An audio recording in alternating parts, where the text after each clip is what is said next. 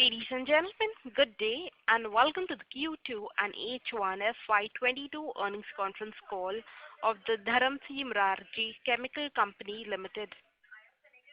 As a reminder, all participant lines will be in the listen-only mode, and there will be an opportunity for you to ask questions after the opening remarks conclude. Should you need assistance during the conference call, please signal an operator by pressing star then 0 on your touch-tone phone. Please note that this conference is being recorded. I now hand the conference over to Mr. Abhishek Mehra from the Investment Lab. Thank you, and over to you, sir. Thank you, Lizanne. Welcome everyone, and thank you for joining this Q2 FY22 earnings call for the Dharamsi Morarji Chemical Company Limited. The result and investor updates have been emailed to you and are also available on the stock exchange. In case anyone does not have a copy of the same, please do write to us and we'll be happy to send it over to you. To take us through the results of the quarter and answer your questions, we have today with us Mr. Bimal Gokaldas, Managing Director and Chief Executive Officer, Mr. Dilip Gokhale, Executive Director, Mr. Chirag Shah, Chief Financial Officer, and Mr. Omkar Mahamunkar, Company Secretary and Compliance Officer. We'll be starting the call with a brief overview of the company's performance, which will be followed by the Q&A session. I would like to remind you all that everything said in this call reflecting any outlook for the future, which can be constituted as a forward-looking statement, must be viewed in conjunction with the uncertainties and the risks that the company faces. These uncertainties and risks are included but not limited to what we mentioned in the prospectus filed with SEBI and subsequent annual reports, which you will find on our website. With that said, I'll now hand over the call to Mr. Bimal. Over to you, sir. Thank you, Abhishek. Good afternoon to all the investors who've joined this conference. Thank you for your time. I'll take a couple of minutes to brief you about the operations for this quarter. As you have probably seen from the result, the top line for the second quarter is almost the same as the top line for the first quarter. Just a small increase.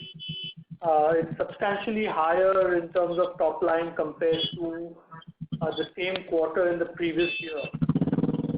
But what we've this time, and this is a common phenomenon across all industries, at least across all the chemical industries, is that the prices, particularly of the raw materials, had increased substantially during this quarter.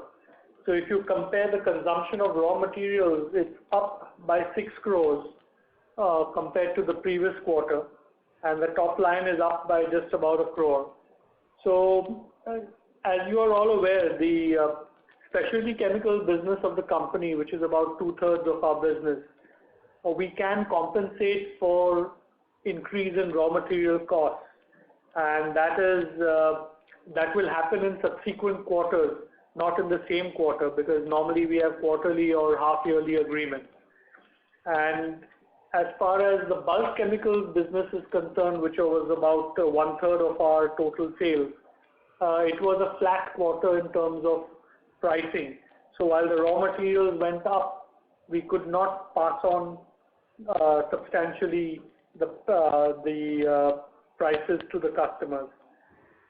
The other part of this is the freight component has increased, which is again a global phenomenon. Ocean freight has gone up across the board, and we are paying much more per container for our exports than we did in the past. It has also been a challenge to get adequate containers, and we see this challenge continuing for the time being. What we have done though is, in a lot of cases, in most of our overseas business, we have ex-works or FOB pricing built in. So a lot of the container freight increases will be passed on to the customers. However, in this quarter, at least between 1 to 1.5 crores had to be absorbed by us. As far as the projects are concerned, we are working on a major project at Dahej, and we expect that to be commissioned in this quarter. It was slightly delayed because of excessive rain at Dahej, which didn't allow us to do the work as we would have liked. And prior to that, of course, there were COVID-related delays in supply of equipment. But things are getting streamlined now, and we expect to commission this quarter. The debottlenecking and expansion at Roha is also underway and completed as of now. We've also done a multi-purpose plant at Dahej, which we will be commissioning shortly. So with that, I'd like to pass it back to Abhishek and open the floor to questions. Thank you. Ladies and gentlemen, we will now begin with the question and answer session. Anyone wishing to ask a question may please press star and 1 on your touchtone telephone. If you wish to remove yourself from the question queue, you may press star and 2. Participants are requested to use handsets while asking a question. Ladies and gentlemen, we will wait for a moment while the question queue assembles.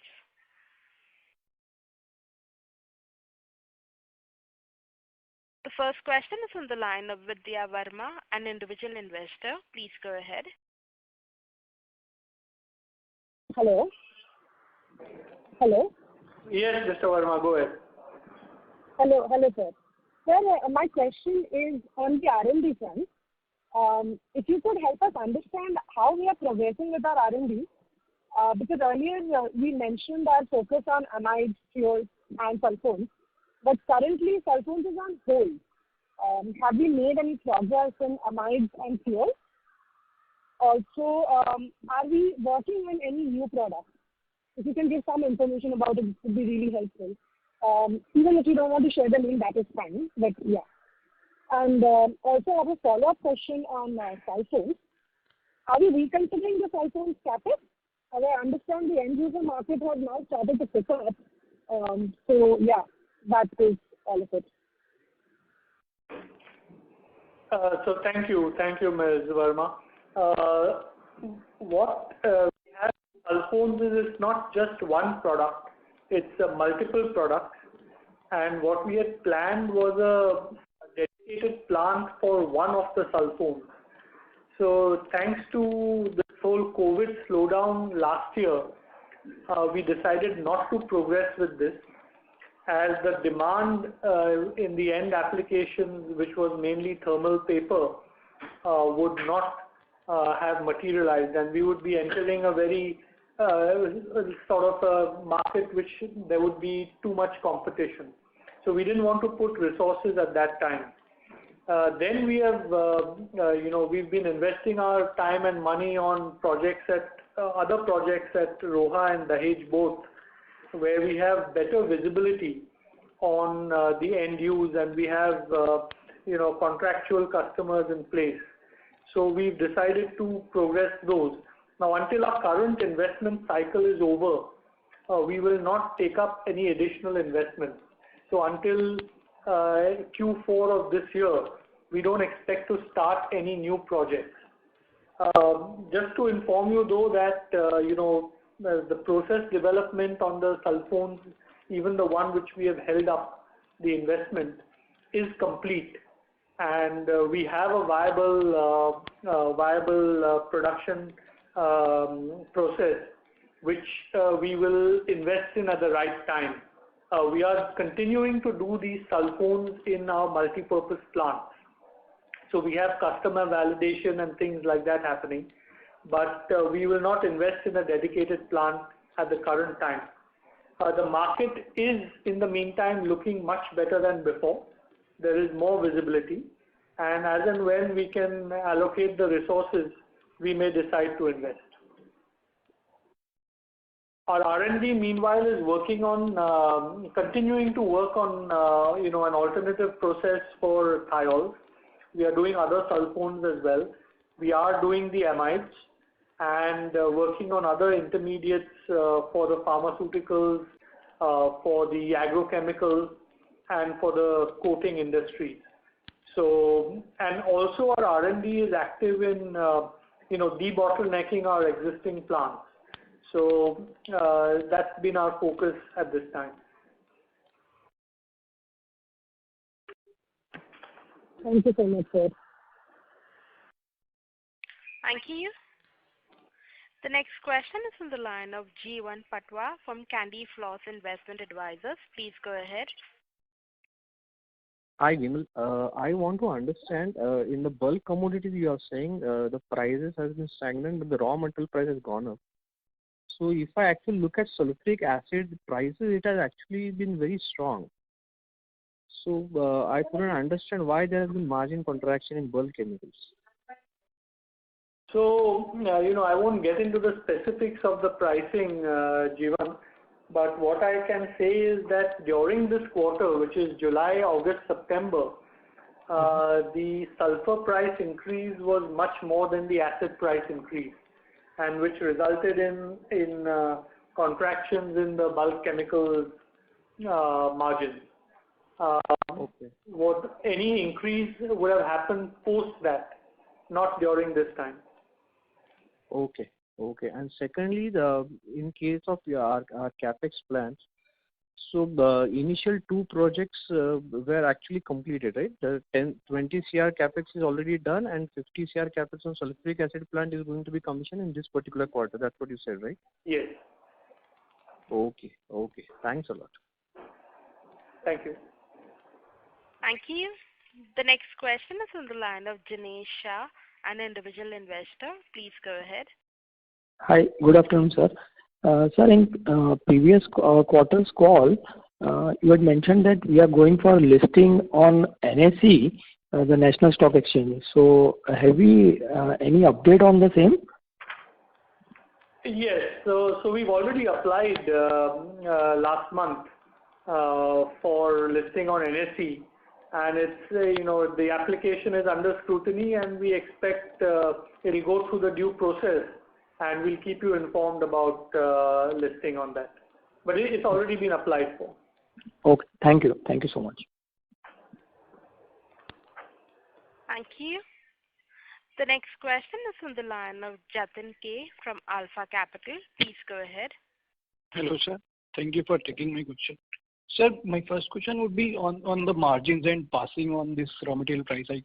So have this process already started, or we expect some more time for this to happen? We like in the bulk chemicals, we can't really guarantee that we can pass on the price up or down to the customers. But in the specialty chemicals, there is better visibility and better sort of continuity. And with limited suppliers, normally we have, and limited customers, normally have long-term contracts which are based on the raw material prices, but they are adjusted on a quarterly or half-yearly basis. It depends on what we decide with individual customers. So with recent increases, like the increase during July, August, September, that would be passed on in the October to December quarter, and so on. Sure, sir. And sir, we used to take annual shutdown maintenance for a month or so. So when is that planned for the next one? So we don't expect to have it during this financial year. Sure, sir. Thank you and all the best. Thank you. Thank you. A reminder to the participants, anyone wishing to ask a question, may please press star and 1.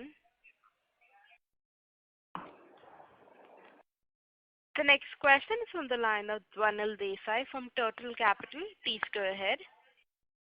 Hi, sir. Good afternoon. Sir, two questions.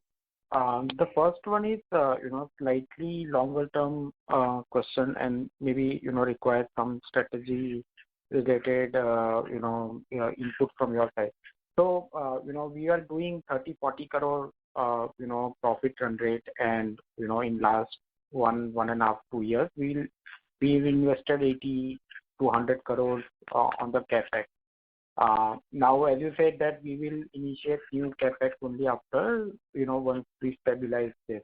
But looking at, like 2-3 years out, when you actually start utilizing this capacity, we may be generating much higher profit. So with that, will our incremental CapEx plan be bigger? And are we positioning in terms of product pipeline and everything to ensure that we are able to reinvest this capital and higher profit into the business? If you can throw some light on that.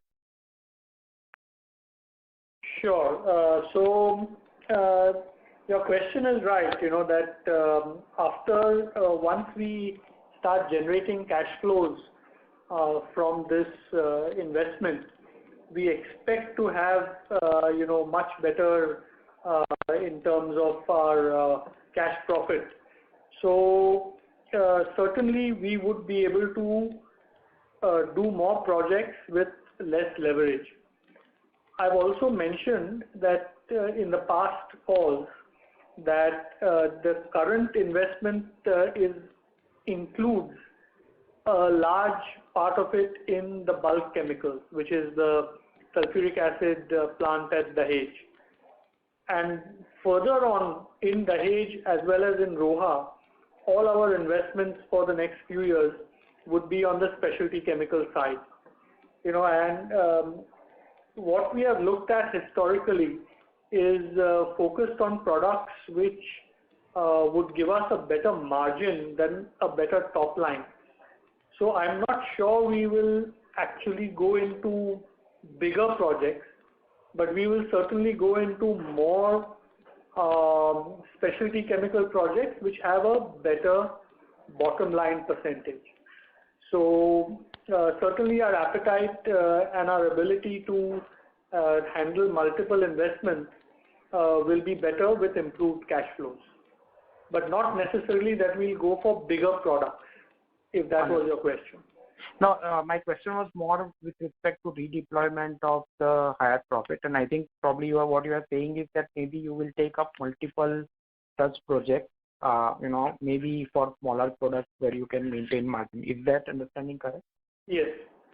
Okay. And we have enough products in the pipeline for that. Okay. Great, sir. And second question, sir, I think, is this understanding regarding this contract manufacturing capex that we have done, is our understanding correct that, this is more of a initial testing out kind of a phase, and if all goes well, there is opportunity, of course, subject to mutual agreement, to kind of scale it up and, do, much larger investment and contract for the same product or more products. Any thoughts on that? No. This is actually, the word contract manufacturing may not be exactly correct. It's manufacturing under a contractual agreement. You can probably, Abhishek, if you're listening, we just might need to adjust that. It's manufacturing under a contractual agreement. It's not typically the contract manufacturing that we would use, term that we would use. But, this is for a particular customer who would be our anchor customer, and the investment we have put in would, more than fulfill the need of this particular customer. So there's no question of further scaling on this. Okay, got it, sir. And the last question on this boron side, I think on the bulk side, we have been facing challenges on RM side for quite a while. So any resolution on site from regulatory perspective, or you think that we'll have to live with whatever it is today? So we are taking up the matter with the Ministry of Chemicals as well, and also with the Ministry of Agriculture. At the moment, it's status quo. We haven't made any headway. So we'll see where to go. Again, we'll take a decision in a month or two. Okay, great, sir. Thanks and all the best. Thank you. Thank you. The next question is on the line of Dinesh Shah, an individual investor. Please go ahead. Yeah. Hi. Thank you for the opportunity. Sir, of lately we are reading that China market is slowing down, and whereas US market is continuously growing and going up. Sir, any color on how our company has some kind of opportunity of this, and some color on the market itself? Thank you. So in general, there are supply challenges from China. You have been reading about electricity issues and other issues. At the same time, there are logistical challenges to transport material from anywhere to anywhere. So whether it's from China to India, India to US, India to Europe, doesn't matter. There are just not enough containers right now, and there is a lot of increase in ocean freight. So there are different challenges. Now, what has happened in the recent past, because of a lot of the geopolitical developments, people are looking at replacing part of their procurement from China with other sources.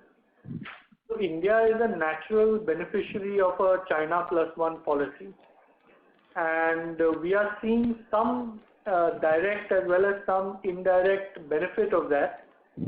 But at the same time, European and American companies may also like to start manufacturing backward integrated products in their own countries. So it's not necessarily that they will come to India only. They may go to other third countries, or they may bring the product manufacturing home. At the moment, there is a constraint from China. Also, not to say that the Chinese will not eliminate those constraints. They have been very good in the past at overcoming these issues. And they have huge capacities, they have huge resources. And I think if they choose to, they could probably resolve their issues in a few months' time. On the supply side. On the geopolitical side, it's a slightly different story. So we'll have to see how this develops. But the kind of products we are in, we have been competing against China, and in future also we will continue to do the same. Okay. Thank you very much, sir. Thank you. Thank you. A reminder to the participants, anyone wishing to ask a question, may please press star and 1.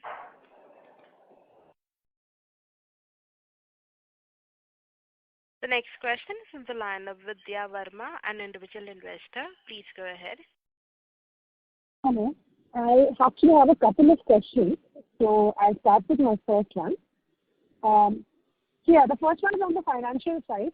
So in the last 2 quarters, our top line has moved from 50 crores a quarter to around 70. So just wanted to understand how much of this is price driven and how much of this is volume driven. So I don't have exact numbers, but I can tell you that in the specialty chemicals, there's been a growth in the volume side as well as the price side. And on the bulk chemicals, it's not been as good. There could have been a stagnant or even a slight decline. So, but a large part of, we haven't yet seen the impact of our investments yet up to the Q2 results. So most of this, or a large part of this, would be due to the price increase and not the volume increase. In specialties, there is a volume increase as well, but I'm talking about overall. Okay, thank you, sir. I have a couple. I'll just go on with the next one, actually. My next question to you, sir, is that we are basically witnessing a lot of, when we are seeing the chemical companies, we see that, that there is Sorry, We haven't been. Ms. Verma, your audio is not clear. Can you use the handset mode while speaking? Is this better? Can you hear me? Ma'am, we're able to hear you, but it's not clear. Is this better? Much better. Thank you. Yeah. Okay. I'll just go on. So yeah, as I was saying, that for this financial question, in the last 2 quarters, as we are witnessing that with a lot of chemical companies, the companies haven't been able to pass on the rising input costs to the customers, especially in this inflationary environment. So my question to you, sir, is what are we going to do as a company to overcome this challenge? What is our plan to do that? And also, will we be able to pass on the entire increase, or will there be some sort of dent in our margins, especially in the near future, especially until the operational environment does not become better? So I can't give you specific forward-looking answers to this, but what I have said in the past, is that, and which stands true today as well, is that for most of our specialty chemical business, we have contracts wherein the price of raw materials is factored in. So any increase in the price of raw materials is fully passed on to customers. Only there could be a can you hear me? Yes, sir, I can hear you. Only there could be a delay of a quarter or two, depends on whether it's a 6-monthly contract or a quarterly contract. In the bulk chemicals, which is about 1/3 of our business, there is no such formula pricing. So that is completely sort of market dependent.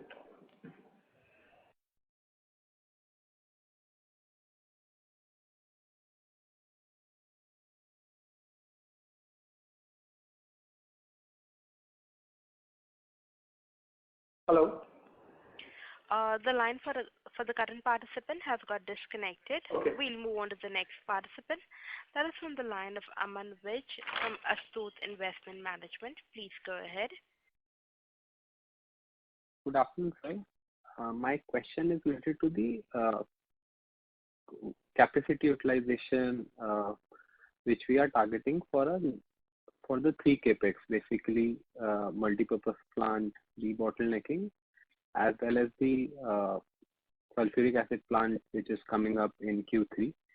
So for Q3 and Q4, what kind of utilization should we expect in these 3 capex, as well as for by when can we expect full utilization of these 3 capex? If you can talk about them individually. So I can't give you a specific answer on that. Again, that's forward-looking. What I can tell you is that, the bulk chemicals plant we have to run, so the acid plant we'll have to run at, 70% plus capacity, most likely 90% plus, which is a given. We have customers for that. Even the debottlenecking at Roha, the specialty chemicals at Dahej, we have good visibility on the customer side, but I can't give you a number on capacity utilization. And on, in general, we are making these investments, and I've said this before, because there is a pull from the market side.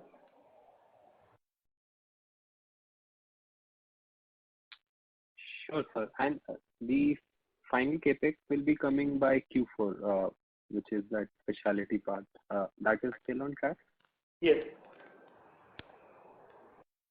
Sure. And my second question is on the new product side. If you can talk about what kind of traction are we seeing in the 2-3 products which we have recently launched, an update basically compared to last quarter. Right. So basically on the amides we are seeing good traction. Thiols is slightly slower than that because of some raw material supply restrictions. But on On the other sulfones which we are doing, we're seeing good traction as well. So from the market side, I can make a general statement that we have no issues at all at this time. And really the challenge is to get our plants up and running as soon as possible. Sure, sir. The final question is on the boron side. So you had roughly hinted in the last con call about a possibility that we might need to go for some raw material boron boric acid capex if the situation doesn't change. So when can we expect any further update on a decision whether to go for backward integration since if the government doesn't change the rules? Yeah, so that is still not decided, and currently our hands are full with our existing projects. So we are not willing to take on another project on our plate, and we'll take a decision on this by end of December, but really we won't start the investment until this capex cycle is complete, which is by April. But we reiterate what we said earlier, that if we don't make any headway in sourcing, we'll have to manufacture ourselves. Yeah, sure. If you can talk about what is the utilization in that boron site currently, which we are running at? So it's around 60%. And is my assumption right that we would have shifted more towards the specialty part given limited raw material availability on the boric acid side, or is the mix still similar when the utilization was higher? No, could you repeat your question? So we had both commodity part in this business as well as specialty part. So my question was, given the limited availability of raw material, is the assumption right that we would have shifted more towards the specialty part, or it's like the mix will be similar to what it was say last year in boron business specifically? Yeah, so of course we would like to move more to the specialty part, but it's not only a question of availability, it's availability at the right price. So the boric acid which is available in India is at a much higher price than what we would need to optimally utilize our specialty chemical downstream assets. And this is why we need to either have our own boric acid manufacturing or get import permits.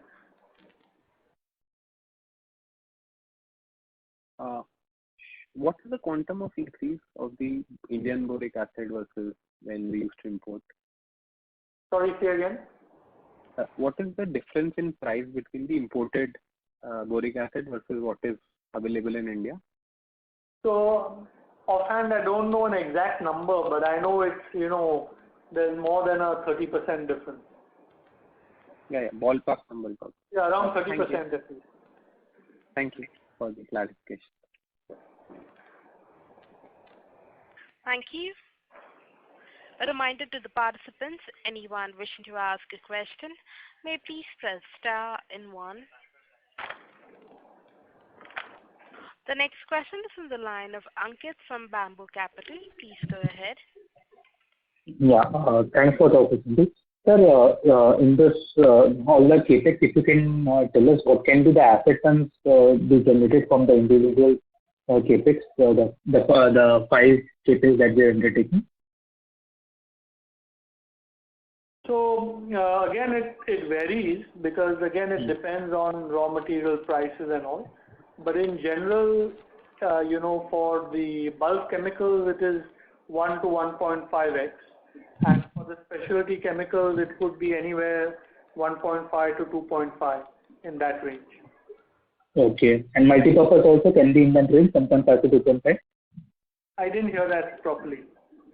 Sir, for the multipurpose plant capex that we are undertaking at the age, that can also be 1.5 to 2.5x asset terms? Yes.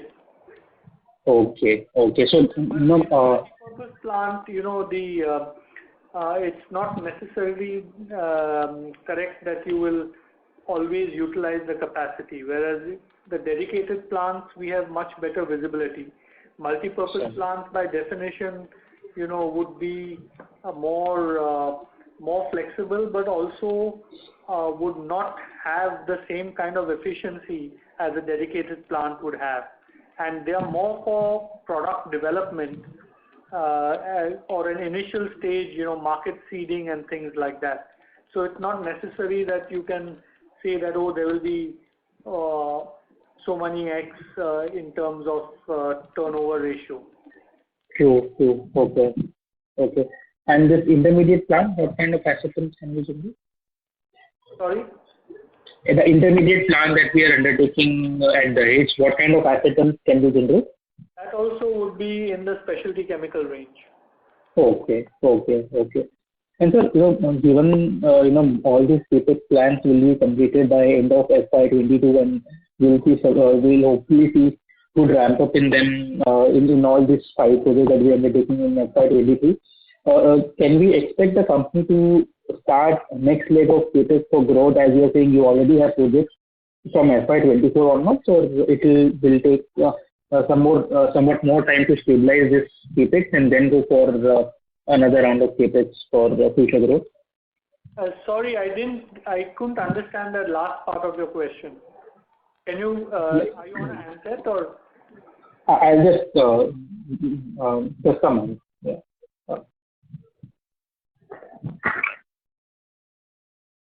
Is it better now, sir?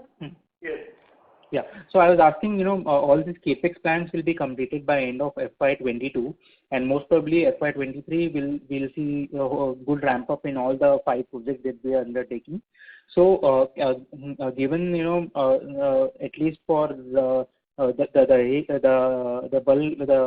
acid plant, the specialty chemical plant, and the ROA debottlenecking, we already seem to have decent visibility on the ramp up. So given that, can we expect the next round of capex to be started by the company, let's say by end of FY23 or starting of FY24? Yeah, surely. I mean, once this is complete, which is April 2022, then and we start generating cash flows, we'll look at the next stage of capex. Sure. Okay. But we can't, as I said, we're not committing anything on that. But what I am committing is that until this is over, we are not going to do any more capex. Okay. So it is not something that, will reach a certain capacity utilization, then only we'll go for the capex, next round of capex, because the Dahej, as the sulfuric acid plant at Dahej, the specialty chemical and debottlenecking, at least those seem to have a decent visibility on revenue ramp up side. Yeah, so we'll take a call on further investment, but right now all I can say is we are not going to do anything till April. Okay. Thank you so much, sir. Thank you so much. Thank you.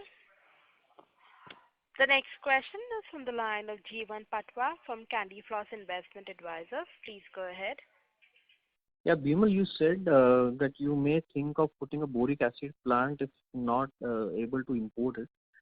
So, do you see the similar kind of ROC that so our hurdle ROC, what we always said about new capex is 30%.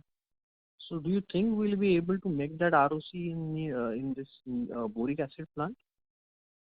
So, the boric acid plant would be more in like a bulk chemical than a specialty chemical. It's not a specialty chemical by any means. So it would surely have the bulk chemical type of margin. But, and I also want to repeat that, we can never compete internationally on technical grade boric acid made in India, because our scale of operation is very small compared to the global competitors, and there is no availability of the raw material in India. So our global competitors are sitting on their own mines, and they have capacity of hundreds of thousands of tons, whereas we would be talking about 10,000 tons, something like that. So we'll never be able to compete. This is why we have not made the investment all these years, It doesn't make logical sense if you are in a free market. But if we continue to be in a sort of controlled market, then we'll have to take that call. Okay, but is it like if we really think that we are not in a controlling position, does it make sense to even not look at it then, the boron business? So we'll take a call. We haven't decided yet. Yeah, so we not necessarily need to focus on boron business. If we are having better opportunities elsewhere, we can even think of putting some money somewhere else, right? Absolutely. We'll take a call that time. We'll take a view on government policy. If government policy remains as it is, there could be better returns. If government policy is changing, then we may take a different view. Also, we'll look at the market for our downstream products, because our downstream products capacity utilization will increase and our volumes will increase if we have our own boric acid. So that's another factor in the decision making. So it's not a simple decision, and we'll take a call at the right time, but right now we are not going to make any investment decision. Sure. Thanks a lot. Thank you. The next question is from the line of Hiten Borcha from Joindre Capital. Please go ahead. Hello. Good evening, sir. So I have only one question, that is on the bulk chemical side. You mentioned the sulfuric acid prices has gone up 20-25%, but we are not able to pass the prices to the end consumer. So what is the reason for that? Why can't we able to pass the price? No, I didn't give any indication on percentage increase in the sulfur price. I just said there's substantial increase. The reason we can't necessarily pass it on always is because it's a pure commodity and it is by definition, not linked to your costs. So competitors may be selling it below cost. There could be surplus availability from imports. There could be surplus availability from byproducts, a wide variety of reasons. But it's not necessarily, we don't have any formulas which would link the raw material price with the finished product price, unlike in our specialty chemicals business. Okay. And one more question. So sorry, it may be a basic question as I'm new to this company.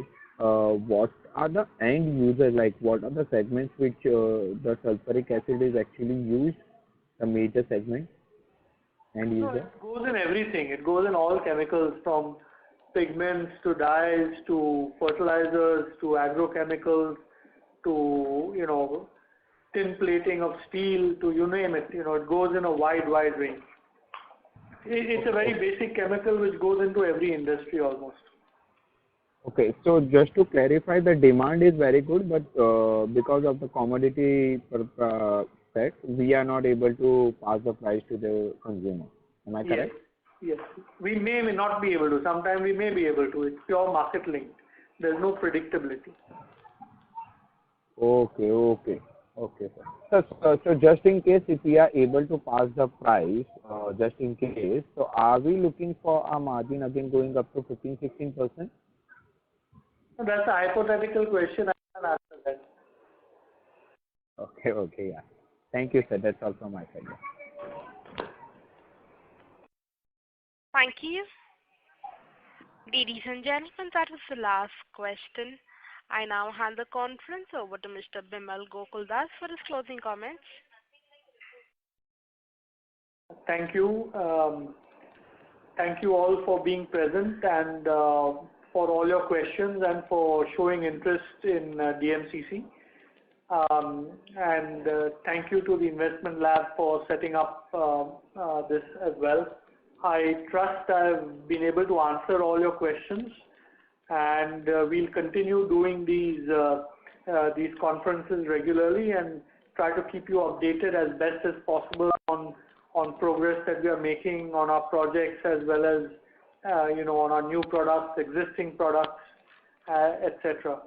So thank you all again for your support, and with that I'm handing it back to Abhishek. Thank you. Ladies and gentlemen, on behalf of Dharamsi Mrarji Chemical Company Limited, that concludes this conference call. We thank you for joining us, and you may now disconnect your lines. Thank you.